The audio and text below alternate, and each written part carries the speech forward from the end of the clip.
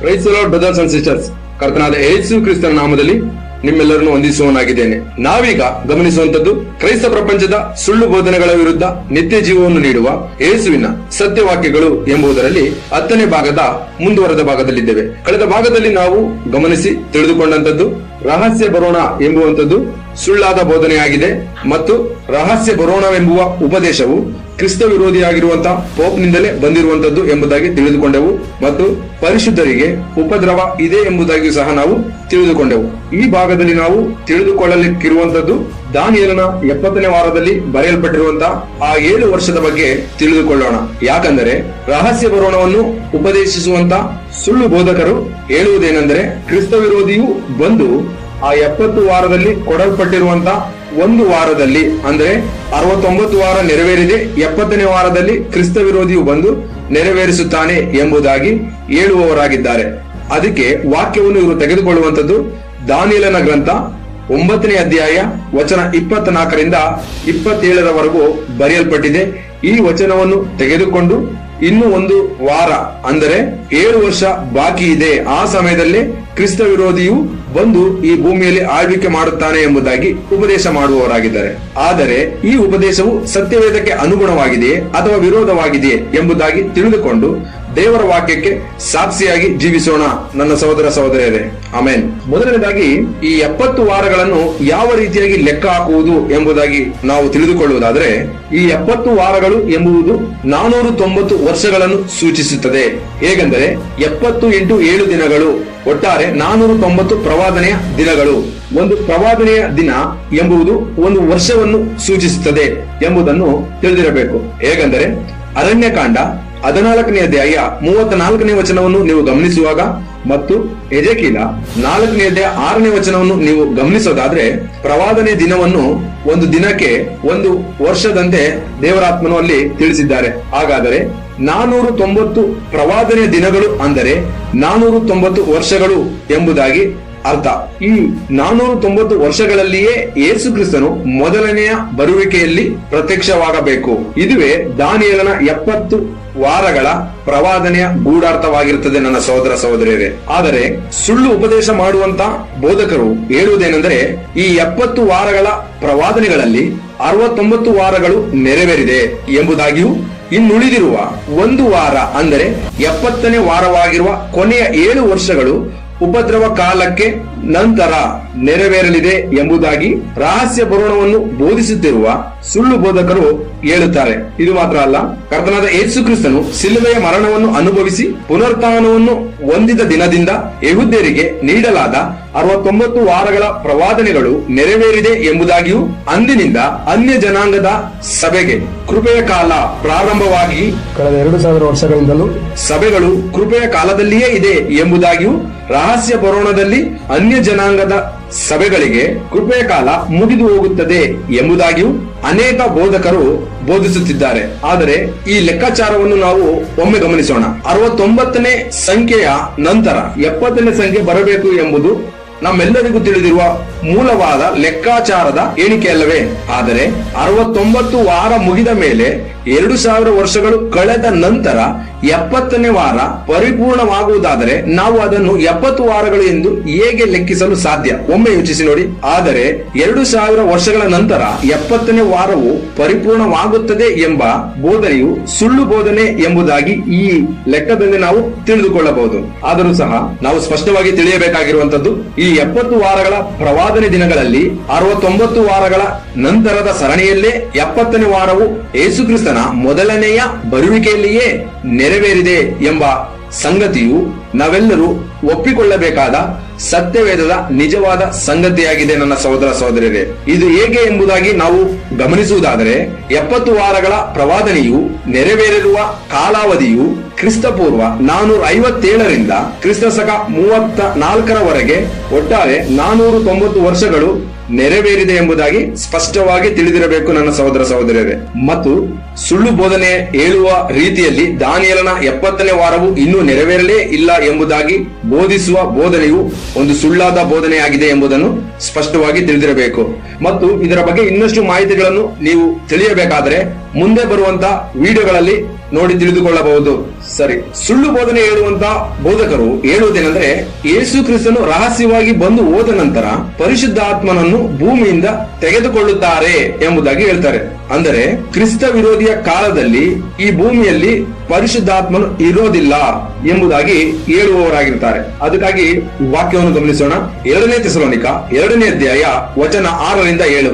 ಇದಲ್ಲದೆ ಆ ಮನುಷ್ಯನು ನೇಮಕವಾದ ಸಮಯದಲ್ಲೇ ಹೊರತು ಬಯಲಿಗೆ ಬರುವುದಕ್ಕೆ ಏನು ಅಡ್ಡಿ ಮಾಡುತ್ತದೋ ಅದು ನಿಮಗೆ ತಿಳಿದೇ ಇದೆ. ಅಧರ್ಮವು ಈಗಲೂ ಗುಪ್ತವಾಗಿ ತನ್ನ ಕಾರ್ಯವನ್ನು ಸಾಧಿಸುತ್ತದೆ. ಆದರೆ ಇದುವರೆಗೆ ಅಡ್ಡಿ ಮಾಡುವವನು ತೆಗೆದು ಬಿಡಲ್ಪಡುವ ತನಕ ಅದು ಗುಪ್ತವಾಗಿಯೇ ಇರುವುದು. ಆಮೇನ್. ಪ್ರೀತಿಯ ಸಹೋದರ ಸಹೋದರರೇ, ಈ ವಾಕ್ಯವನ್ನು ತೋರಿಸಿ ಅಡ್ಡಿ ಮಾಡುತ್ತದೋ ಮತ್ತು ಅಡ್ಡಿ ಮಾಡುವವನು ಎಂಬುದಾಗಿ ಬರೆಯಲ್ಪಟ್ಟಿರುವಂತಹ ಈ ವಾಕ್ಯವನ್ನು ತೋರಿಸಿ, ಇದು ಪರಿಶುದ್ಧಾತ್ಮ. ಈ ಪರಿಶುದ್ಧಾತ್ಮನು ಕ್ರಿಸ್ತ ವಿರೋಧಿ ಬರುವುದಕ್ಕೆ ಅಡ್ಡಿ ಮಾಡುತ್ತಾ ಇದ್ದಾನೆ. ಈ ಪರಿಶುದ್ಧಾತ್ಮನು ಹೋದ ನಂತರ ಕ್ರಿಸ್ತ ವಿರೋಧಿಯು ಬರುತ್ತಾನೆ ಎಂಬುದಾಗಿ ಎಲ್ಲಾ ಸುಳ್ಳು ಬೋಧಕರುಗಳು ಹೇಳುವವರಾಗಿದ್ದಾರೆ. ಆದರೆ ಇದು ಸತ್ಯವೇದ ವಾಕ್ಯಕ್ಕೆ ಅನುಗುಣವಾಗಿದೆಯೇ ಅಥವಾ ವಿರೋಧವಾಗಿದೆಯೇ ಎಂಬುದಾಗಿ ಇನ್ನೊಂದು ವಾಕ್ಯವನ್ನು ನಾವು ಗಮನಿಸಿ ತಿಳಿದುಕೊಳ್ಳೋಣ. ಮತ್ತಾಯನು ಬರೆದ ಸುವಾರ್ತೆ 28ನೇ ಅಧ್ಯಾಯ 20ನೇ ವಚನ. ನಾನು ನಿಮಗೆ ಆಜ್ಞಾಪಿಸಿದ್ದನ್ನೆಲ್ಲ ಕಾಪಾಡಿಕೊಳ್ಳುವುದಕ್ಕೆ ಅವರಿಗೆ ಉಪದೇಶ ಮಾಡಿರಿ. ನೋಡಿರಿ, ನಾನು ಯುಗದ ಸಮಾಪ್ತಿಯವರೆಗೂ ಎಲ್ಲಾ ದಿವಸ ನಿಮ್ಮ ಸಂಗಡ ಇರುತ್ತೇನೆ ಎಂದು ಹೇಳಿದನು. ಆಮೇನ್. ಪ್ರೀತಿಯ ಸಹೋದರ ಸಹೋದರರೇ, ಈ ವಾಕ್ಯವನ್ನು ಗಮನಿಸೋದಾದ್ರೆ, ನಾನು ಯುಗದ ಸಮಾಪ್ತಿಯವರೆಗೂ ಎಲ್ಲಾ ದಿವಸ ನಿಮ್ಮ ಸಂಗಡ ಇರುತ್ತೇನೆ ಎಂಬುದಾಗಿ ಯೇಸು ಕ್ರಿಸ್ತನು ಹೇಳಿದ್ದಾರೆ. ಯಾವ ರೀತಿಯಾಗಿ? ಪರಿಶುದ್ಧಾತ್ಮ ರೀತಿಯಾಗಿ ನಮ್ಮ ಕೂಡ ಈಗಲೂ ಸಹ ಅವರಿದ್ದಾರೆ ಅಲ್ವೇ? ಆದರೆ ಇದು ಸ್ಪಷ್ಟವಾಗಿ ಗಮನಿಸಿ, ಯುಗದ ಸಮಾಪ್ತಿಯವರೆಗೂ ನಿಮ್ಮ ಜೊತೆ ಇರುತ್ತೇನೆ ಎಂಬುದಾಗಿ ದೇವರ ವಾಕ್ಯ ತಿಳಿಸುತ್ತಿದೆ. ಆದರೆ ಸುಳ್ಳು ಬೋಧಕರು ಹೇಳುವಂತದ್ದು, ಯೇಸು ಕ್ರಿಸ್ತನು ರಹಸ್ಯವಾಗಿ ಬಂದು ಹೋದ ನಂತರ ಪರಿಶುದ್ಧಾತ್ಮನು ತೆಗೆಯಲ್ಪಡುತ್ತಾನೆ ಎಂಬುದಾಗಿ. ಅಂದರೆ ಯುಗದ ಸಮಾಪ್ತಿ ಆಗುವುದಕ್ಕಿಂತ ಮುಂಚಿತವಾಗಿಯೇ ಪರಿಶುದ್ಧಾತ್ಮನು ತೆಗೆಯಲ್ಪಡುತ್ತಾನೆ ಎಂಬುದಾಗಿ ಸುಳ್ಳು ಬೋಧನೆ ಹೇಳುವಂತ ಉಪದೇಶ. ಆದ್ರೆ ದೇವರ ವಾಕ್ಯ ಹೇಳುತ್ತದೆ, ಯುಗದ ಸಮಾಪ್ತಿವರೆಗೂ ನಾನು ನಿಮ್ಮ ಸಂಗಡ ಇರ್ತೇನೆ ಅಂತ. ಇದನ್ನು ಇನ್ನೂ ಸ್ಪಷ್ಟವಾಗಿ ನಾವು ಗಮನಿಸೋದಾದ್ರೆ, ನಾನು ಯುಗದ ಸಮಾಪ್ತಿವರೆಗೂ ಎಲ್ಲಾ ದಿವಸ ನಿಮ್ಮ ಸಂಗಡ ಇರುತ್ತೇನೆ ಎಂಬುದಾಗಿ ಕರ್ತನು ಹೇಳಿದ ತರುವಾಯ ಕರ್ತನ ಆತ್ಮವು ಏಕೆ ಭೂಮಿಯಿಂದ ತೆಗೆದುಕೊಳ್ಳಲ್ಪಡಬೇಕು ಎಂಬುದನ್ನು ಒಮ್ಮೆ ಆಲೋಚನೆ ಮಾಡಿ ನೋಡಿ. ಮತ್ತು ಅರಣ್ಯಕಾಂಡ 23ನೇ ಅಧ್ಯಾಯ 19ನೇ ವಚನವನ್ನು ನೀವು ಗಮನಿಸೋದಾದ್ರೆ, ದೇವರು ಮನುಷ್ಯನಂತೆ 2 ಮಾತಿನವನಲ್ಲ, ಮಾನವನಂತೆ ಮನಸ್ಸನ್ನು ಬೇರೆ ಮಾಡಿಕೊಳ್ಳುವವನು ಅಲ್ಲ. ತಾನು ಹೇಳಿದ ಮೇರೆಗೆ ನಡೆಯುವುದಿಲ್ಲವೋ, ಮಾತು ಕೊಟ್ಟ ನಂತರ ನೆರವೇರಿಸುವುದಿಲ್ಲವೋ ಎಂಬುದಾಗಿ ಬರೆಯಲ್ಪಟ್ಟಿದೆ. ಹಾಗಾದರೆ ಯೇಸು ಕ್ರಿಸ್ತನು ಪರಿಶುದ್ಧಾತ್ಮನಾಗಿ ನಮ್ಮ ಜೊತೆಯಲ್ಲಿ ಯುಗದ ಸಮಾಪ್ತಿವರೆಗೂ ಇರುತ್ತಾರೆಯೇ ಹೊರತು, ಆದರೆ ಸುಳ್ಳು ಬೋಧನೆ ಹೇಳುವ ರೀತಿಯಲ್ಲಿ ಅವರು ರಹಸ್ಯ ಬರೋದಲ್ಲಿ ಪರಿಶುದ್ಧಾತ್ಮನನ್ನು ತೆಗೆದುಕೊಳ್ಳೋದಿಲ್ಲ ಎಂಬುದನ್ನು ಸ್ಪಷ್ಟವಾಗಿ ತಿಳಿದಿರಬೇಕು ನನ್ನ ಸಹೋದರ ಸಹೋದರರೇ.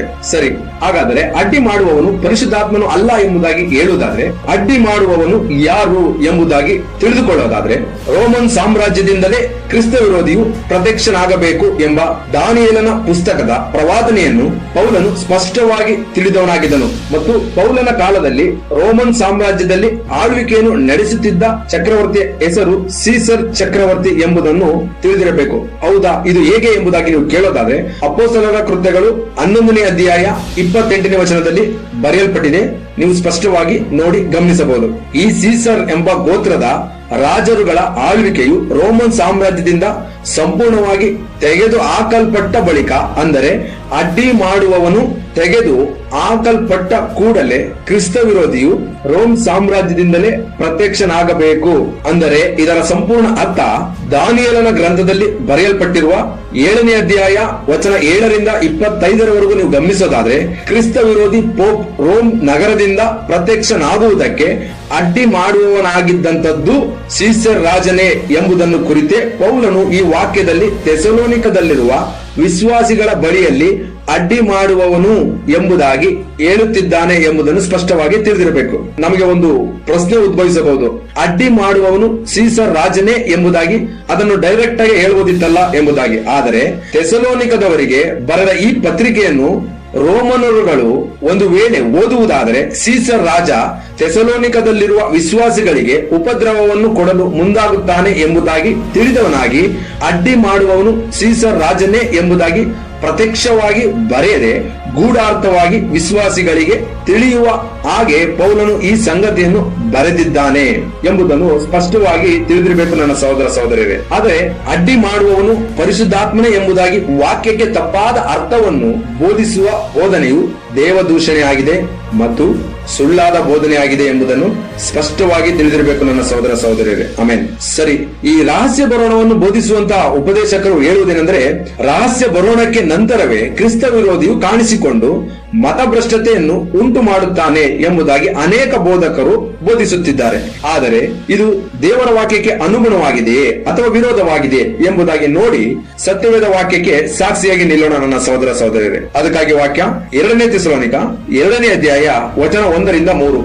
ಸಹೋದರರೇ, ನಮ್ಮ ಕರ್ತನಾದ ಯೇಸು ಕ್ರಿಸ್ತನ ಪ್ರತ್ಯಕ್ಷತೆಯ ವಿಷಯವಾಗಿಯೂ ನಾವು ಆತನ ಬಳಿಯಲ್ಲಿ ಕೂಡಿಕೊಳ್ಳುವುದರ ವಿಷಯವಾಗಿಯೂ ನಿಮ್ಮನ್ನು ಬೇಡಿಕೊಳ್ಳುವುದೇನೆಂದರೆ, ಕರ್ತನ ದಿನವು ಈಗಲೇ ಹತ್ತಿರವಾಯಿತೆಂಬುದಾಗಲಿ, ದೇವ ಪ್ರೇರಿತವಾದ ನುಡಿ ಇದೆ ಎಂದಾಗಲಿ, ಪೌಲನು ಹಾಗೆ ಹೇಳಿದ್ದಾನೆಂದಾಗಲಿ, ಪೌಲನು ಹಾಗೆ ಬರೆದನೆಂದಾಗಲಿ ಯಾರಾದರೂ ಹೇಳಿದರೂ ನೀವು ಬೇಗನೆ ಬುದ್ಧಿಗೆಟ್ಟು ಚಂಚಲರಾಗಿ ಕಳವಳ ಪಡಬೇಡಿರಿ.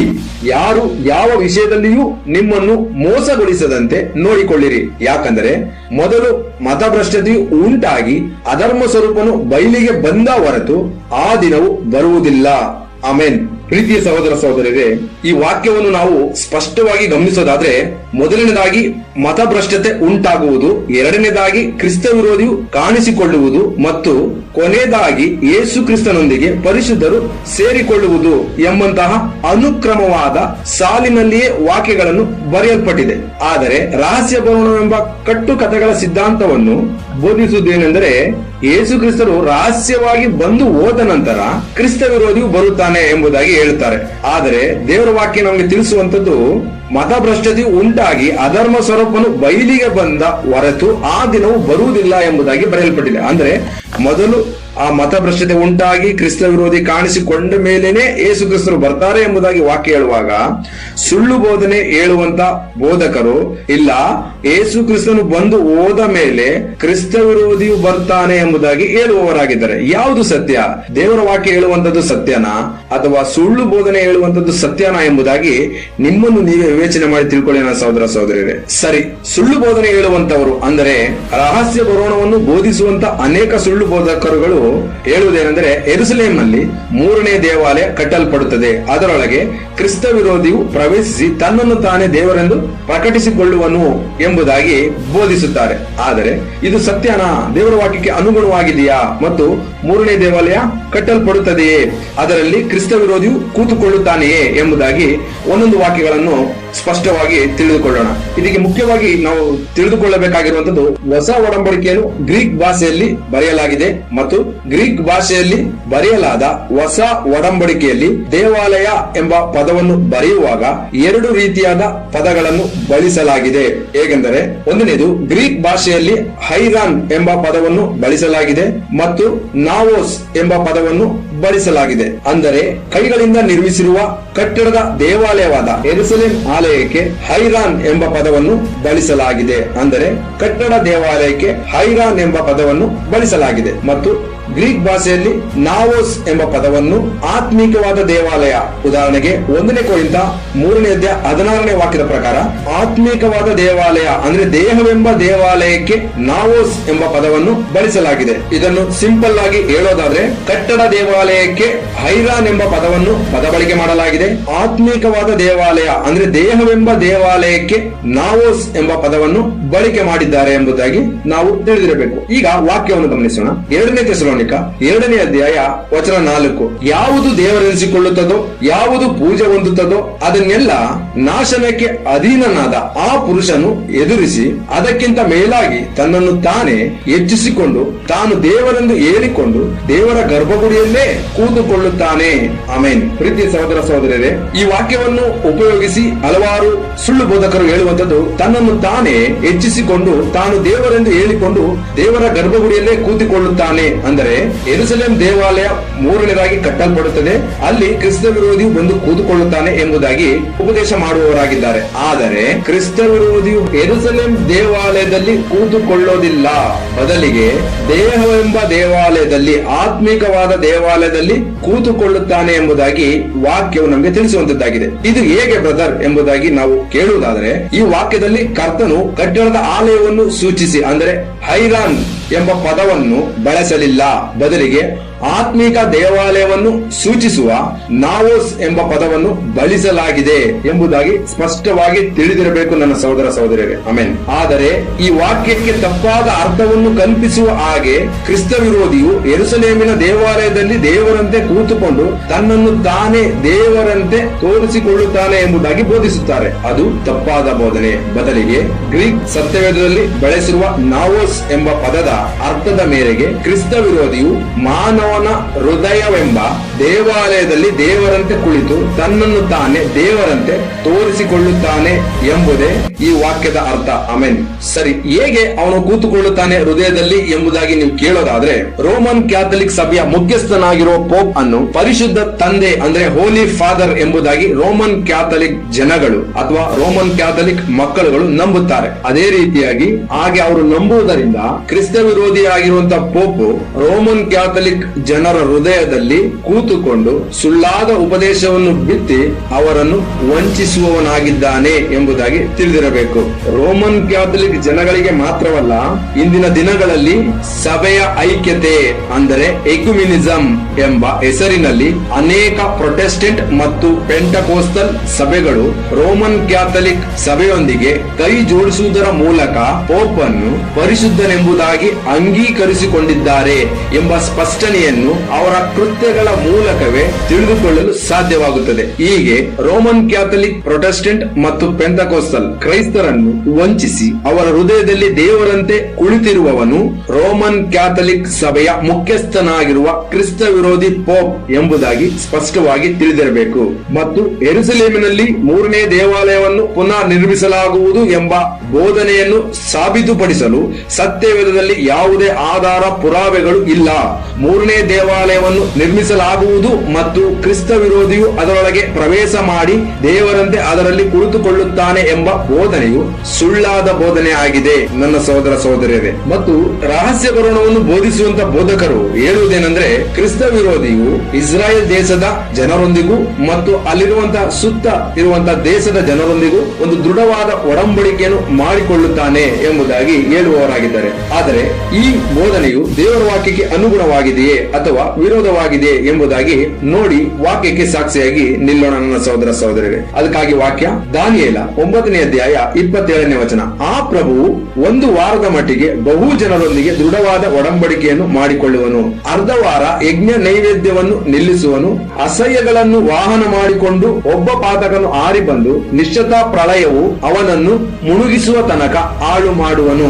ಆಮೆನ್. ಈ ವಾಕ್ಯವನ್ನು ರಹಸ್ಯ ಬರೋಣವನ್ನು ಬೋಧಿಸುವವರು ಇಲ್ಲಿ ಪ್ರಭುವು ಎಂಬುದಾಗಿ ಬರೆದಿರುವ ವಾಕ್ಯವನ್ನು ಉಲ್ಲೇಖಿಸಿ ಇದು ಕ್ರಿಸ್ತ ವಿರೋಧಿಯನ್ನು ಸೂಚಿಸುತ್ತದೆ ಎಂಬುದಾಗಿ ಬೋಧಿಸುತ್ತಿದ್ದಾರೆ. ಆದರೆ ಸತ್ಯವೇದವು ಏನೆಂದು ವಿವರಿಸುತ್ತದೆ ಎಂಬುದನ್ನು ನಾವು ಗಮನಿಸಬೇಕು. ಆ ಪ್ರಭುವು ಕ್ರಿಸ್ತ ವಿರೋಧಿನ ಅಥವಾ ಮತ್ತಾರಾದ್ರೂ ಆಗಿರಬಹುದೇ ಎಂಬುದಾಗಿ ತಿಳಿದಿರಬೇಕು. ಸರಿ, ಒಡಂಬಡಿಕೆಯನ್ನು ದೃಢಪಡಿಸುವ ಪ್ರಭು ಯಾರು ಎಂಬುದಾಗಿ ನಾವು ಗಮನಿಸೋದಾದ್ರೆ, ಗಲಾತ್ಯದವರಿಗೆ ಬರೆದ ಪತ್ರಿಕೆ 3ನೇ ಅಧ್ಯಾಯ 17ನೇ ವಚನ. ನಾನು ಹೇಳುವುದೇನೆಂದರೆ, ದೇವರು ಕ್ರಿಸ್ತನಲ್ಲಿ ಮೊದಲು ಸ್ಥಿರಪಡಿಸಿದ ಒಡಂಬಡಿಕೆಯನ್ನು 430 ವರ್ಷಗಳ ನಂತರ ಬಂದ ನ್ಯಾಯ ಪ್ರಮಾಣವು ರದ್ದು ಮಾಡಿ ಆ ವಾಗ್ದಾನವನ್ನು ವ್ಯರ್ಥ ಮಾಡುವುದಿಲ್ಲ. ಆಮೆನ್. ಸ್ಪಷ್ಟವಾಗಿ ಗಮನಿಸಿ ನನ್ನ ಸಹೋದರ ಸಹೋದರರೇ, ಕ್ರಿಸ್ತನಲ್ಲಿ ಮೊದಲು ಸ್ಥಿರವಾದ ಒಡಂಬಡಿಕೆಯನ್ನು ಎಂಬುದಾಗಿ ಬರೆಯಲ್ಪಟ್ಟಿದೆ. ಸೊ ಇದರ ಅರ್ಥ ಏನಂದ್ರೆ, ಆದಿಕಾಂಡ 17ನೇ ಅಧ್ಯಾಯ 2ನೇ ವಚನವನ್ನು ನೀವು ಗಮನಿಸೋದಾದ್ರೆ, ಅಬ್ರಹಾಮನೊಂದಿಗೆ ಮಾಡಿಕೊಂಡ ಒಡಂಬಡಿಕೆಯನ್ನು ಹೊಸ ಒಡಂಬಡಿಕೆಯಲ್ಲಿ ಅಂದರೆ ಗಲಾತ್ಯದವರಿಗೆ ಬರೆದ ಪತ್ರಿಕೆ 3:17ನೇ ವಾಕ್ಯದ ಪ್ರಕಾರ ಈ ಹೊಸ ಒಡಂಬಡಿಕೆಯಲ್ಲಿ ಕರ್ತನಾದ ಯೇಸು ಕ್ರಿಸ್ತನೇ ದೃಢಪಡಿಸಿದ್ದಾನೆ ಎಂಬುದಾಗಿ ತಿಳಿದಿರಬೇಕು. ಇನ್ನೊಂದು ವಾಕ್ಯವನ್ನು ಗಮನಿಸೋಣ. ಮತ್ತಾಯ 26ನೇ ಅಧ್ಯಾಯ 28ನೇ ವಚನ. ಯಾಕಂದ್ರೆ ಇದು ಬಹು ಜನರ ಪಾಪಗಳ ಪರಿಹಾರಕ್ಕೋಸ್ಕರ ಸುರಿಸಲ್ಪಡುವ ಹೊಸ ಒಡಂಬಡಿಕೆಯ ನನ್ನ ರಕ್ತವಾಗಿದೆ ಅಂದನು.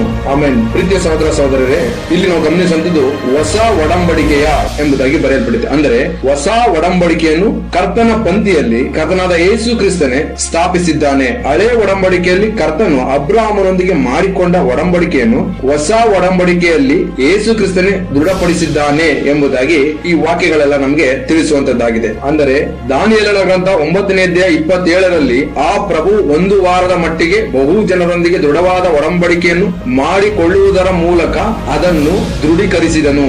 ಇದು ಕರ್ತನಾದ ಯೇಸು ಕ್ರಿಸ್ತನು ನಮ್ಮೊಂದಿಗೆ ಮಾಡಿಕೊಂಡ ಹೊಸ ಒಡಂಬಡಿಕೆಯನ್ನು ಸೂಚಿಸುತ್ತದೆ ನನ್ನ ಸಹೋದರ ಸಹೋದರರೇ. ಆದರೆ ರಹಸ್ಯ ಬರೋಣವನ್ನು ಬೋಧಿಸುವ ಸುಳ್ಳು ಬೋಧಕರ ರೀತಿಯಲ್ಲಿ ಕ್ರಿಸ್ತ ವಿರೋಧಿಗೂ ದಾನಿಯೇಲನ ಗ್ರಂಥ 9ನೇ ಅಧ್ಯಾಯ 27ರಲ್ಲಿ ಆ ಪ್ರಭುವು ಯಾವುದೇ ಸಂಬಂಧವಿಲ್ಲ, ಕ್ರಿಸ್ತ ವಿರೋಧಿ ಇಸ್ರಾಯೇಲ್ ದೇಶದೊಂದಿಗೆ ಮತ್ತು ಅಲ್ಲಿರುವಂತಹ ದೇಶದೊಂದಿಗೆ ಒಡಂಬಡಿಕೆಯನ್ನು ಮಾಡಿಕೊಳ್ಳುತ್ತಾನೆ ಎಂಬುದು ದೇವರ ವಾಕ್ಯಕ್ಕೆ ವಿರೋಧವಾದ ಒಂದು ಸುಳ್ಳಾದ ಬೋಧನೆಯಾಗಿದೆ ನನ್ನ ಸಹೋದರ ಸಹೋದರಿಯರೇ. ಆಮೇಲೆ ಸರಿ, ಈ ಸುಳ್ಳು ಬೋಧನೆ ಹೇಳುವಂತವರು ಇನ್ನೊಂದು ಉಪದೇಶವನ್ನು ಮಾಡುವವರಾಗಿದ್ದಾರೆ. ಏನೆಂದರೆ ಇದೇ ದಾನಿಯೇಲನ ಗ್ರಂಥ 9ನೇ ಅಧ್ಯಾಯ 27ನೇ ವಚನದಲ್ಲಿ ಯಜ್ಞ ನೈವೇದ್ಯವನ್ನು ನಿಲ್ಲಿಸುವನು, ಅಂದ್ರೆ ಅರ್ಧ ವಾರ ಯಜ್ಞ ನೈವೇದ್ಯವನ್ನು ನಿಲ್ಲಿಸುವನು ಎಂಬುದಾಗಿ ಬರೆಯಲ್ಪಟ್ಟಿದೆ. ಇದು ಕ್ರಿಸ್ತ ವಿರೋಧಿ ಎಂಬುದಾಗಿ ಹೇಳುತ್ತಾರೆ. ಆದರೆ ಯಜ್ಞ ನೈವೇದ್ಯವನ್ನು ನಿಲ್ಲಿಸಿದವರು ಯಾರು ಎಂಬುದಾಗಿ ವಾಕ್ಯಗಳನ್ನು ಗಮನಿಸೋಣ. ಅದಕ್ಕಾಗಿ ವಾಕ್ಯ ಇಬ್ರಿಯದವರಿಗೆ ಬರೆದ ಪತ್ರಿಕೆ 10ನೇ ಅಧ್ಯಾಯ 14ನೇ ವಚನ. ಪವಿತ್ರರಾಗುತ್ತಿರುವವರನ್ನು ಒಂದೇ ಸಮರ್ಪಣೆಯಿಂದ ನಿರಂತರವಾಗಿ ಸಿದ್ಧಿಗೆ ತಂದಿದ್ದಾನಷ್ಟೇ. ಆಮೇಲೆ ಪ್ರೀತಿಯ ಸಹೋದರ ಸಹೋದರರೇ, ಈ ವಾಕ್ಯವನ್ನು ನಮಗೆ ತಿಳಿಸುವಂತದ್ದು ಒಂದೇ ಸಮರ್ಪಣೆಯಿಂದ, ಅಂದರೆ ಯೇಸು ಕ್ರಿಸ್ತನು ಒಂದೇ ಸಲ ಬಲಿಯಾದುದರಿಂದ ಯಜ್ಞ ನೈವೇದ್ಯವನ್ನು ನಿಲ್ಲಿಸಿದ್ದಾನೆ. ಇನ್ನೊಂದು ವಾಕ್ಯವನ್ನು ಗಮನಿಸೋಣ. ಇಬ್ರಿಯದವರಿಗೆ ಬರೆದ ಪತ್ರಿಕೆ 9ನೇ ಅಧ್ಯಾಯ 12ನೇ ವಚನ. ಓತಗಳ ಮತ್ತು ಹೋರಿಕರುಗಳ ರಕ್ತವನ್ನು ತೆಗೆದುಕೊಳ್ಳದೆ ಸ್ವಂತ ರಕ್ತವನ್ನೇ ತೆಗೆದುಕೊಂಡು ನಮಗೋಸ್ಕರ ನಿತ್ಯ ವಿಮೋಚನೆಯನ್ನು ಸಂಪಾದಿಸಿಕೊಂಡವನಾಗಿ ಒಂದೇ ಸಾರಿ ದೇವರ ಸನ್ನಿಧಾನಕ್ಕೆ ಪ್ರವೇಶಿಸಿದನು. ಆಮೆನ್. ಈ ವಾಕ್ಯವು ನಮಗೆ ತಿಳಿಸುವಂತದ್ದು ನಿತ್ಯ ವಿಮೋಚನೆಯನ್ನು ಸಂಪಾದಿಸಿಕೊಂಡವನಾಗಿ ಒಂದೇ ಸಾರಿ ದೇವರ ಸಾನ್ನಿಧ್ಯಕ್ಕೆ ಪ್ರವೇಶಿಸಿದನು ಎಂಬುದಾಗಿ ಬರೆಯಲ್ಪಟ್ಟಿದೆ. ಮತ್ತು ಇನ್ನೊಂದು ವಾಕ್ಯವನ್ನು ಗಮನಿಸೋಣ. ಇಬ್ರಿಯ 10ನೇ ಅಧ್ಯಾಯ 18ನೇ ವಚನ. ಪಾಪಗಳು ಪರಿಹಾರವಾದಲ್ಲಿ ಇನ್ನು ಅವುಗಳ ವಿಷಯದಲ್ಲಿ ಸಮರ್ಪಣೆ ಮಾಡುವುದು ಅವಶ್ಯವಿಲ್ಲ.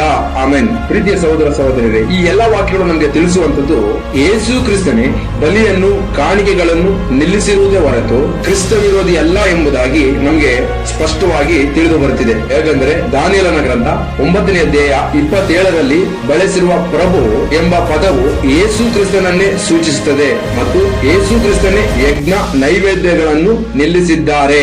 ಆದರೆ ಕ್ರಿಸ್ತ ವಿರೋಧಿ ಯಜ್ಞ ನೈವೇದ್ಯಗಳನ್ನು ನಿಲ್ಲಿಸುತ್ತಾನೆ ಎಂಬ ಬೋಧನೆಯು ಸುಳ್ಳಾದ ಬೋಧನೆಯಾಗಿದೆ ನನ್ನ ಸಹೋದರ ಸಹೋದರಿಯರೇ. ಯಾಕಂದ್ರೆ ಯೇಸು ಕ್ರಿಸ್ತರೇ ನಮ್ಮ ಪಾಪಕ್ಕೋಸ್ಕರ ಶಾಪಕ್ಕೋಸ್ಕರ ಕಲ್ವಾರಿ ಸಿಲುಬೆಯಲ್ಲಿ ಒಂದೇ ಸಲ ಆತನು ಬಲಿಯಾಗಿದ್ದಾನೆ ಹೊರತು ಕ್ರಿಸ್ತ ವಿರೋಧಿಯು ಬಂದು ಯಜ್ಞ ನೈವೇದ್ಯವನ್ನು ನಿಲ್ಲಿಸುತ್ತಾನೆ ಎಂಬಂತ ಸುಳ್ಳು ಬೋಧನೆ ಎಂಬುದನ್ನು ಸ್ಪಷ್ಟವಾಗಿ ತಿಳಿದಿರಬೇಕು. ಆಮೇಲೆ ಸರಿ, ಇನ್ನು ಕೆಲವರು ಉಪದೇಶ ಮಾಡುವುದೇನೆಂದರೆ, ಅಂದ್ರೆ ರಹಸ್ಯ ಬರೋಣವನ್ನು ಬೋಧನೆ ಮಾಡುವಂತ ಬೋಧಕರು ಹೇಳುವಂತ ಮಾತು, ಯೇಸು ಕ್ರಿಸ್ತನು ಕಳ್ಳನು ಬರುವ ಹಾಗೆ ಬಂದು ನಮ್ಮನ್ನು ಪರಲೋಕಕ್ಕೆ ಕರೆದುಕೊಂಡು ಹೋಗುತ್ತಾನೆ ಎಂಬುದಾಗಿ ಬೋಧಿಸುತ್ತಾರೆ. ಅದಕ್ಕಾಗಿ ಕೆಲವೊಂದು ವಾಕ್ಯವನ್ನು ಗಮನಿಸೋಣ. ಲೂಕ 12ನೇ ಅಧ್ಯಾಯ ವಚನ 39ರಿಂದ 40. ಕಳ್ಳನು ಬರುವ ಗಳಿಗೆಯು ಮನೆ ಯಜಮಾನನಿಗೆ ತಿಳಿದಿದ್ದರೆ ಅವನು ಎಚ್ಚರವಾಗಿದ್ದು ತನ್ನ ಮನೆಗೆ ಕನ್ನ ಹಾಕಗೊಡಿಸುತ್ತಿರಲಿಲ್ಲವೆಂದು ತಿಳುಕೊಳ್ಳಿರಿ. ನೀವು ಸಹ ಸಿದ್ಧವಾಗಿರ್ರಿ, ನೀವು ನೆನೆಸದ ಗಳಿಗೆಯಲ್ಲಿ ಮನುಷ್ಯ ಕುಮಾರನು ಬರುತ್ತಾನೆ ಅಂದನು. ಆಮೇನ್. ಸೊ ಈ ವಾಕ್ಯವನ್ನು ಹೇಳಿ ಕಳ್ಳನು ಬಂದ ಹಾಗೆ ಯೇಸು ಕ್ರಿಸ್ತನು ರಹಸ್ಯವಾಗಿ ಬಂದು ಕರೆದುಕೊಂಡು ಹೋಗ್ತಾನೆ ಎಂಬುದಾಗಿ ಹೇಳ್ತಾರೆ. ಆದರೆ ಇಲ್ಲಿ ನಾವು ಸ್ಪಷ್ಟವಾಗಿ ವಾಕ್ಯವನ್ನು ಗಮನಿಸುವಾಗ ನೆನೆಸದ ಗಳಿಗೆಯಲ್ಲಿ ಮನುಷ್ಯ ಕುಮಾರನು ಬರುತ್ತಾನೆ ಎಂಬುದಾಗಿ ಬರೆಯಲ್ಪಟ್ಟಿದೆ. ಅಂದ್ರೆ ನಾವು ನೆನೆಸದೇ ಇರುವಂತಹ ಗಳಿಗೆ ದಿನದಲ್ಲಿ ಆತನು ಬರುತ್ತಾನೆ ಎಂಬುದಾಗಿ ಅರ್ಥವೇ ಹೊರತು ರಹಸ್ಯವಾಗಿ ಬಂದು ಕರೆದುಕೊಂಡು ಹೋಗ್ತಾನೆ ಎಂಬುದಾಗಿ ಅಲ್ಲ. ಇನ್ನೊಂದು ವಾಕ್ಯವನ್ನು ಗಮನಿಸೋಣ. 2ನೇ ಪೇತ್ರ 3ನೇ ಅಧ್ಯಾಯ 10ನೇ ವಾಕ್ಯ. ಆದರೂ ಕರ್ತನ ದಿನವು ಕಳ್ಳನು ಬರುವಂತೆ ಬರುತ್ತದೆ. ಆ ದಿನದಲ್ಲಿ ಆಕಾಶ ಮಂಡಲವು ಮಹಾಘೋಷದಿಂದ ಇಲ್ಲದೆ ಹೋಗುವವು, ಸೂರ್ಯ ಚಂದ್ರ ನಕ್ಷತ್ರಗಳು ಉರಿದು ಲಯವಾಗಿ ಹೋಗುವವು, ಭೂಮಿಯು ಅದರಲ್ಲಿರುವ ಸಕಲವು ಸುಟ್ಟು ಹೋಗುವವು. ಆಮೇನ್. ಈ ವಾಕ್ಯದಲ್ಲಿ ನಾವು ಗಮನಿಸುವಂತದ್ದು ಕರ್ತನ ದಿನವು ಕಳ್ಳನು ಬರುವಂತೆ ಬರುತ್ತದೆ. ಅಂದ್ರೆ ಯೇಸು ಕ್ರಿಸ್ತನ ಬರೋಣವು, ಆತನ ದಿನ ಇದೆಯಲ್ಲ, ಆ ದಿನವನ್ನು ನಾವು ತಿಳಿದುಕೊಳ್ಳೋದಕ್ಕೆ ಆಗೋದಿಲ್ಲ ಎಂಬುದಾಗಿ ಅರ್ಥ. ಅಂದ್ರೆ ಕರ್ತನ ದಿನವು ಕಳ್ಳನಾಗೆ ಇರುತ್ತದೆ, ಯಾರು ಗೊತ್ತಾಗೋದಿಲ್ಲ. ಆತನ ಬರುವಂತ ದಿನ ಯಾರು ತಿಳಿಯೋದಿಲ್ಲ ಎಂಬುದಾಗಿ ಬರೆದಿದೆ ಹೊರತು ರಹಸ್ಯವಾಗಿ ಬಂದು ಕರೆದುಕೊಂಡು ಹೋಗ್ತಾರೆ ಅಂತ ಅಲ್ಲ. ಇದನ್ನು ಇನ್ನೂ ಸ್ಪಷ್ಟವಾಗಿ ನಾವು ನೋಡೋದಾದ್ರೆ ಮತ್ತಾಯನು ಬರೆದ ಸುವಾರ್ತೆ 24ನೇ ಅಧ್ಯಾಯ 36ನೇ ವಚನವನ್ನು ಗಮನಿಸೋಣ. ಇದಲ್ಲದೆ ಆ ದಿನದ ವಿಷಯವು, ಆ ಗಳಿಗೆಯ ವಿಷಯವು ನನ್ನ ತಂದೆ ಒಬ್ಬನಿಗೆ ತಿಳಿಯುವುದೇ ಹೊರತು ಮತ್ತಾರಿಗೂ ತಿಳಿಯದು, ಪರಲೋಕದಲ್ಲಿರುವ ದೂತರಿಗೂ ತಿಳಿಯದು, ಮಗನಿಗೂ ತಿಳಿಯದು. ಆಮೇಲೆ ಈ ವಾಕ್ಯದಲ್ಲಿ ನಾವು ಗಮನಿಸುವಂತದ್ದು ಆ ದಿನದ ವಿಷಯವು, ಆ ಗಳಿಗೆಯ ವಿಷಯವು ಮತ್ತಾರಿಗೂ ತಿಳಿಯದು ಎಂಬುದಾಗಿ ಬರೆಯಲ್ಪಟ್ಟಿದೆ. ಅಂದ್ರೆ ಯೇಸು ಕ್ರಿಸ್ತನ ಎರಡನೇ ಬರೋಣದ ದಿನ ಮತ್ತು ಗಳಿಗೆ ಯಾರಿಗೂ ಗೊತ್ತಾಗೋದಿಲ್ಲ. ಕಳ್ಳನು ಬರುವಾಗ ಯಾರಿಗೂ ಗೊತ್ತಾಗದಾಗೆ ಬರ್ತಾನೋ ಅದೇ ರೀತಿಯಾಗಿ ಬರ್ತಾನೆ ಎಂಬುದಾಗಿ ಬರೆಯಲ್ಪಟ್ಟಿದೆ ಹೊರತು ಯೇಸು ಕ್ರಿಸ್ತನು ರಹಸ್ಯವಾಗಿ ಬಂದು ನಮ್ಮೆಲ್ಲರನ್ನು, ಅಂದ್ರೆ ಕ್ರೈಸ್ತರನ್ನು ಕರ್ಕೊಂಡು ಹೋದ ನಂತರ ಕ್ರಿಸ್ತ ವಿರೋಧಿಯು ಬಂದು ಯುದ್ಧ ಮಾಡ್ತಾನೆ ಎಂಬುದಾಗಿ ಅಲ್ಲ. ಅವರು ಇಲ್ಲಿ ಕಳ್ಳನು ಬರುವ ಹಾಗೆ ಬರುತ್ತಾನೆ ಎಂಬುದಾಗಿ ಹೇಳಿರುವುದಕ್ಕೆ ಅರ್ಥವೇನೆಂದರೆ, ನಾವು ಶುದ್ಧರಾಗಿ ಸಿದ್ಧರಾಗಿ ಎಚ್ಚರವಾಗಿದ್ದು ಕಾದುಕೊಳ್ಳಬೇಕು ಎಂಬ ಕಾರಣದಿಂದಲೇ ಇಲ್ಲಿ ಬರೆಯಲ್ಪಟ್ಟಿದೆ ಹೊರತು ಯೇಸು ಕ್ರಿಸ್ತರು ರಹಸ್ಯವಾಗಿ ಬಂದು ಕರೆದುಕೊಂಡು ಹೋಗುತ್ತಾರೆ ಎಂಬುದಾಗಿ ಅಲ್ಲ ಎಂಬುದನ್ನು ಸ್ಪಷ್ಟವಾಗಿ ತಿಳಿದಿರಬೇಕು ನನ್ನ ಸಹೋದರ ಸಹೋದರರೇ. ಆಮೇನ್. ಆದರೆ ಈ ಇರುವಂತಹ ಅನೇಕ ಬೋಧಕರುಗಳು ರಹಸ್ಯ ಬರೋಣವಿದೆ ಎಂದು ಬೋಧಿಸುತ್ತಿರುವ ಸುಳ್ಳು ಬೋಧಕರು ಕರ್ತನ ಮಾತನ್ನೇ ತಿರುಚಿ ತಿದ್ದಿ ಕರ್ತನು ಕಳ್ಳನಂತೆ ಬರುತ್ತಾನೆಂದು ಹೇಳಿರುವ ಬೋಧನೆಯನ್ನೇ ತಮ್ಮ ಇಷ್ಟದಂತೆ ಮಾರ್ಪಡಿಸಿ ಅದನ್ನು ರಹಸ್ಯ ಬರೋಣವೆಂದು ಕಲ್ಪಿಸಿ ತಪ್ಪಾದ ಅರ್ಥವನ್ನು ಕಲಿಸುತ್ತಿರುವುದರ ಮೂಲಕ ವಿಶ್ವಾಸಿಗಳನ್ನು ವಂಚಿಸುವವರಾಗಿದ್ದಾರೆ. ಆದುದರಿಂದ ರಹಸ್ಯ ಬರೋಣವಿದೆ ಎಂದು ಕಲ್ಪಿಸುತ್ತಿರುವ ಈ ಸುಳ್ಳು ಬೋಧಕರನ್ನು ಬಿಟ್ಟು ದೂರವಾಗಿರಬೇಕು ಎಂಬುದಾಗಿ ದೇವರ ವಾಕ್ಯವು ನಮಗೆ ತಿಳಿಸುವಂತದ್ದಾಗಿದೆ ನನ್ನ ಸಹೋದರ ಸಹೋದರರೇ. ನಾವು ಮತ್ತಾಯನ ಬರೆದ ಸುವಾರ್ತೆ 24ನೇ ಅಧ್ಯಾಯ 4ರಿಂದ 5ನೇ ವಚನವನ್ನು ನಾವು ನೋಡೋದಾದ್ರೆ, ಯೇಸು ಅವರಿಗೆ ಉತ್ತರವಾಗಿ ಹೇಳಿದ್ದೇನೆಂದರೆ, ಯಾರಾದರೂ ನಿಮ್ಮನ್ನು ಮೋಸಗೊಳಿಸಾರು ನೋಡಿಕೊಳ್ಳಿರಿ. ಯಾಕಂದರೆ ಅನೇಕರು ಬಂದು ನನ್ನ ಹೆಸರನ್ನು ಎತ್ತಿಕೊಂಡು ನಾನು ಕ್ರಿಸ್ತನು ಎಂದು ಹೇಳಿ ಎಷ್ಟೋ ಜನರನ್ನು ಮೋಸಗೊಳಿಸುವರು ಎಂಬುದಾಗಿ ಬರೆಯಲ್ಪಟ್ಟಿದೆ. ಅಂದರೆ ನಿಮ್ಮನ್ನು ಮೋಸಗೊಳಿಸಾರು ನೋಡಿಕೊಳ್ಳಿರಿ ಎಂಬುದಾಗಿ. ಮತ್ತು 2 ಸಲ ಈ ವಾಕ್ಯದಲ್ಲಿ ನಾವು ಗಮನಿಸಬಹುದು, ಮೋಸಗೊಳಿಸಾರು ಎಂಬುದಾಗಿ. ಇದೇ ವಾಕ್ಯವನ್ನು ಮತ್ತಾಯನ ಬರೆದ ಸುವಾರ್ತೆ 24ನೇ ಅಧ್ಯಾಯ 11ನೇ ವಾಕ್ಯದಲ್ಲೂ ನೋಡೋದಾದ್ರೆ ಮೋಸಗೊಳಿಸುವರು ಎಂಬುದಾಗಿ ಬರೆಯಲ್ಪಟ್ಟಿದೆ. ಮತ್ತು ಮತ್ತಾಯನ ಬರೆದ ಸುವಾರ್ತೆ 24ನೇ ಅಧ್ಯಾಯ 24ನೇ ವಾಕ್ಯವನ್ನು ಗಮನಿಸೋದಾದ್ರೆ ಮೋಸಗೊಳಿಸುವುದಕ್ಕೋಸ್ಕರ ಎಂಬುದಾಗಿ ಬರೆಯಲ್ಪಟ್ಟಿದೆ. ಈ ರೀತಿಯಾಗಿ ದೇವರ ವಾಕ್ಯವನ್ನು ಅಂದ್ರೆ ಯೇಸು ಕ್ರಿಸ್ತನ 2ನೇ ಬರೋಣವನ್ನು ಇವರು ಮಾರ್ಪಡಿಸಿ ತಿದ್ದಿ ತಿರುಚಿ ಅವರಿಗೆ ಬೇಕಾದ ರೀತಿಯಾಗಿ ಉಪದೇಶಗಳನ್ನು ಮಾಡುವವರಾಗಿ ಮತ್ತು 1ನೇ ತಿಮೋಥಿ 6ನೇ ಅಧ್ಯಾಯ 3ನೇ ವಾಕ್ಯದಲ್ಲಿ ಬರೆಯಲ್ಪಟ್ಟಿರುವ ಪ್ರಕಾರ ಬೇರೆ ವಿಧವಾದ ಉಪದೇಶವನ್ನು ಮಾಡುವವರಾಗಿದ್ದಾರೆ. ಅದೇ 1ನೇ ತಿಮೋಥಿ 6ನೇ ಅಧ್ಯಾಯ 5ನೇ ವಾಕ್ಯದ ಪ್ರಕಾರ ಇಂಥವರಿಂದ ದೂರವಾಗಿದ್ದು ನಾವು ದೇವರ ವಾಕ್ಯವನ್ನು ಕೇಳಿ ಸತ್ಯವೇದಕ್ಕೆ ಅನುಗುಣವಾಗಿ ನಡೆದುಕೊಂಡು ದೇವರ ವಾಕ್ಯಕ್ಕೆ ಸಾಕ್ಷಿಯಾಗಿ ಜೀವಿಸುವುದಾದರೆ ಪ್ರಕಟಣೆ 18ನೇ ಅಧ್ಯಾಯ 4ನೇ ವಾಕ್ಯದ ಪ್ರಕಾರ ನೀವು ಸುಳ್ಳು ಬೋಧಕರುಗಳ ಉಪದೇಶಕ್ಕೆ ಒಳಪಟ್ಟು ಅವರೊಂದಿಗೆ ದಂಡನೆಗೆ ಪಾತ್ರರಾಗದಂತೆ ಅಂತವರನ್ನು ಬಿಟ್ಟು ದೂರವಾಗಿರಿ ಎಂಬುದಾಗಿ ಎಚ್ಚರಿಸುವುದರ ಮೂಲಕ ಯೇಸು ಕ್ರಿಸ್ತನು ನಿಮ್ಮನ್ನು ಪ್ರೀತಿಯಿಂದ ಕೈ ಚಾಚಿ ಕರೆಯುವವರಾಗಿದ್ದಾರೆ. ಆಮೆನ್. ಸೊ ಇಲ್ಲಿವರೆಗೂ ನಾವು ತಿಳಿದುಕೊಂಡಂತ ವಿಷಯವೇನೆಂದರೆ, ದಾನಿಯೇಲನ 70ನೇ ವಾರ ಮುಗಿದು ಹೋಗಿದೆ ಮತ್ತು ಆ ಪ್ರಭು ಕ್ರಿಸ್ತ ವಿರೋಧಿ ಅಲ್ಲ, ಆ ಪ್ರಭು ಅಂದ್ರೆ ಯೇಸು ಕ್ರಿಸ್ತನೇ. ಮತ್ತು ಯಜ್ಞ ನೈವೇದ್ಯವನ್ನು ನಿಲ್ಲಿಸುವಂತದ್ದು ಕ್ರಿಸ್ತ ವಿರೋಧಿ ಅಲ್ಲ, ಯೇಸು ಕ್ರಿಸ್ತನೇ ಎಂಬುದಾಗಿ ತಿಳಿದುಕೊಂಡವು. ಮತ್ತು ಆ ಪ್ರಭು 1 ವಾರದ ಮಟ್ಟಿಗೆ ದೃಢವಾದ ಒಡಂಬಡಿಕೆಯನ್ನು ಮಾಡಿಕೊಳ್ಳುವನು ಅಂದರೆ ಆತನು ಕ್ರಿಸ್ತ ವಿರೋಧಿ ಅಲ್ಲ, ಅದು ಯೇಸು ಕ್ರಿಸ್ತರೇ ಎಂಬುದಾಗಿ ತಿಳಿದುಕೊಂಡೆವು. ಮತ್ತು 3ನೇ ದೇವಾಲಯ ಕಟ್ಟಲ್ಪಡೋದಿಲ್ಲ, ಕ್ರಿಸ್ತ ವಿರೋಧಿಯು ಕಟ್ಟಡವೆಂಬ ದೇವಾಲಯದಲ್ಲಿ ಕೂತುಕೊಳ್ಳೋದಿಲ್ಲ, ಆತನು ಮನುಷ್ಯರೆಂಬ ದೇವಾಲಯದಲ್ಲಿ ಅಂದರೆ ದೇಹವೆಂಬ ದೇವಾಲಯದಲ್ಲಿ ಕೂತುಕೊಳ್ಳುತ್ತಾನೆ, ಆಲ್ರೆಡಿ ಕೂತಿದ್ದಾನೆ ಎಂಬುದಾಗಿ ತಿಳಿದುಕೊಂಡೆವು. ಮತ್ತು ರಹಸ್ಯವಾಗಿ ಯೇಸು ಕ್ರಿಸ್ತರು ಬಂದು ಹೋದ ನಂತರ ಕ್ರಿಸ್ತ ವಿರೋಧಿ ಬರೋದಿಲ್ಲ. ಯೇಸು ಕ್ರಿಸ್ತನು ಬರುವುದಕ್ಕಿಂತ ಮುಂಚಿತವಾಗಿಯೇ ಅಂದರೆ ಮೊದಲು ಮತಭ್ರಷ್ಟತೆಯಾಗಿ ಅಧರ್ಮ ಸ್ವರೂಪನು ಕಾಣಿಸಿಕೊಂಡ ನಂತರ ಯೇಸು ಕ್ರಿಸ್ತನ 2ನೇ ಬರೋಣವಿರುತ್ತದೆ ಎಂಬುದಾಗಿ ತಿಳಿದುಕೊಂಡೆವು. ಮತ್ತು ಅಡ್ಡಿ ಮಾಡುವವನು ಅಂದರೆ ಪರಿಶುದ್ಧಾತ್ಮನಲ್ಲ, ಅದು ಸೀಸರ್ ರಾಜ ಎಂಬುದಾಗಿ ತಿಳಿದುಕೊಂಡೆವು. ಈ ಭಾಗದಲ್ಲಿ ನಿಮ್ಗೇನಾದ್ರೂ ಸಂಶಯ ಇರುವುದಾದರೆ ಸ್ಕ್ರೀನ್ ಮೇಲೆ ಬರುವಂತ ನಂಬರ್ಗೆ ಕರೆ ಮಾಡಿ ತಿಳಿಸಬಹುದು ಅಥವಾ ವಾಟ್ಸ್ಆಪ್ ಮುಖಾಂತರ ಸಂದೇಶವನ್ನು ಕಳುಹಿಸಬಹುದು. Praise the lord brothers and sisters. ಇದುವರೆಗೂ ವಾಕ್ಯದ ಅರ್ಥಗಳನ್ನು ತಿಳಿಸಿಕೊಡುತ್ತಾ ಬರ್ತಾ ಇರುವಂತಹ ನಮ್ಮ ಕರ್ತನಾದ ಯೇಸು ಕ್ರಿಸ್ತನಿಗೆ ಸ್ತುತಿ ಘನತೆ ಗೌರವಗಳು ಆತನೊಬ್ಬನಿಗೆ ಸಲ್ಲಲಿ. ಆಮೇನ್.